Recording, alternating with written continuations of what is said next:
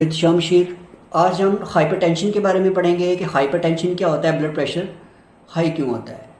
तो सबसे पहले हमें ये पता होना चाहिए कि हाइपरटेंशन की डेफिनेशन क्या है। हाइपरटेंशन बेसिकली क्या होता है, हमारे बॉडी के अंदर खून की नाली होती हैं, ब्लड वेसल्स होते हैं। जब उनके अंदर ब्लड का प्रेशर हाई हो जाता है, या हमारे बॉडीज़ के अंदर जो आर्टरीज होती हैं, जब उनके अंदर ब्लड का प्रेशर ज़्यादा हो जाता है, हाई हो जाता है, तो आप उसको बोलते हो हाइपरटेंशन या हाई ब्लड प्रेशर। अब इसकी जो नॉर्मल वैल्यू होती है वो होती है 120/80 मिलीमीटर Hg। अब ये पेशेंट की एज के अकॉर्डिंग वेरी टू वेरी करता है। अप टू मैं जो इसके जो मेथड होते हैं जिसकी मदद से आप ब्लड प्रेशर को कैलकुलेट करते हो, एक होता है सिस्टोलिक और दूसरा होता है डायस्टोलिक।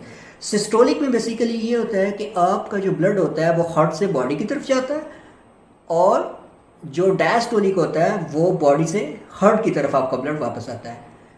इसको कहते हैं सिस्टोलिक और डायस्टोलिक। अब सबसे पहले इसकी जो टाइप्स हैं उसके बारे में आपको पता होना चाहिए। फर्स्ट जो टाइप्स है वो होती है हाइपरटेंसिव इमरजेंसी। हाइपरटेंसिव इमरजेंसी में क्या होता है कि आपका सिस्टोलिक और डायस्टोलिक ब्लड प्रेशर दोनों हाई हो जाते हैं और ऑर्गन डैमेज होना शुरू हो जाते हैं। बट हाइपरटेंसिव इमरजेंसी में क्या होता है, हाइपरटेंसिव इमरजेंसी में आपका डायस्टोलिक हाई होता है लेकिन ऑर्गन डैमेज नहीं होते।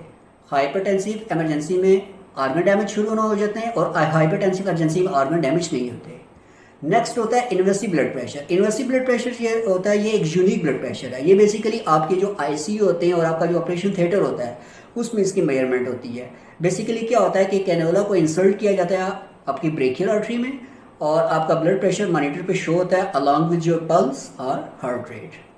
तो ये इसकी टाइप्स थी, hypertensive emergency, urgency, invasive blood pressure.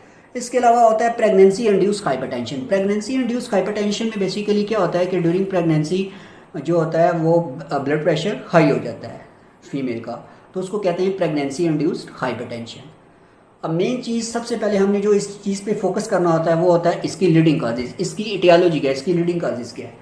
तो इटियोलॉजी में बेसिकली ये होता है कि हमारा जो इलेक्ट्रोलाइट्स होते हैं वो इम्बैलेंस हो जाते हैं। मींस कि आपका जो सोडियम का लेवल होता है वो हाई हो जाता है और पोटाशियम कम हो जाता है, जिसकी वजह से हाइपरटेंशन, आपका ब्लड प्रेशर बढ़ जाता है। इसके अलावा जो लोग सिगरेट नोशी करते हैं, स्मोकिंग करते हैं बहुत ज़्यादा, जो लोग अपनी शुगर को वेल तरीके से, अच्छे तरीके से उसको मैनेज नहीं कर पाते, कंट्रोल नहीं कर पाते, उनका भी ब्लड प्रेशर हाई हो सकता है।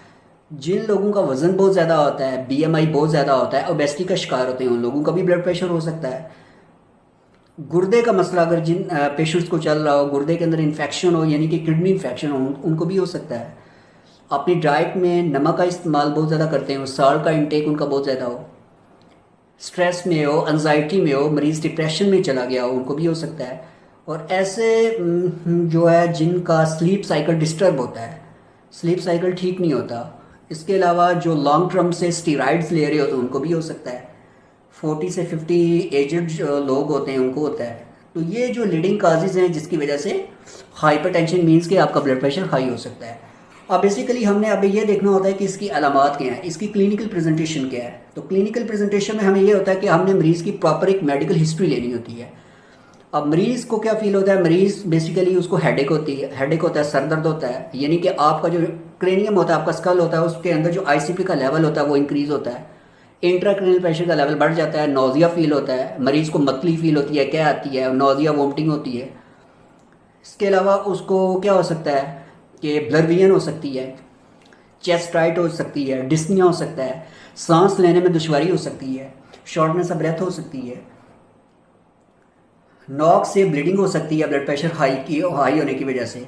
ठीक है, मरीज़ जो है वो एंजाइटी में जा सकता है, डिप्रेशन में जा सकता है। जब आप सिटी स्कैन करवाते हो, सिटी स्कैन में ब्रेन स्ट्रोक हो सकता है, हार्ट फेलियर हो सकता है, एमआई हो सकता है और आपके गुर्दे फेल हो सकते हैं। ठीक है, तो ये क्लिनिकल प्रेजेंटेशन है जो अलामात हैं जो पेशेंट में शो होती हैं।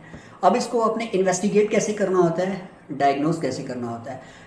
बेसिकली क्या होता है कि हमने पेशेंट्स की एक प्रॉपर मेडिकल हिस्ट्री लेनी होती है, उसके बाद हम उसका एक फिजिकल एग्जामिनेशन करते हैं।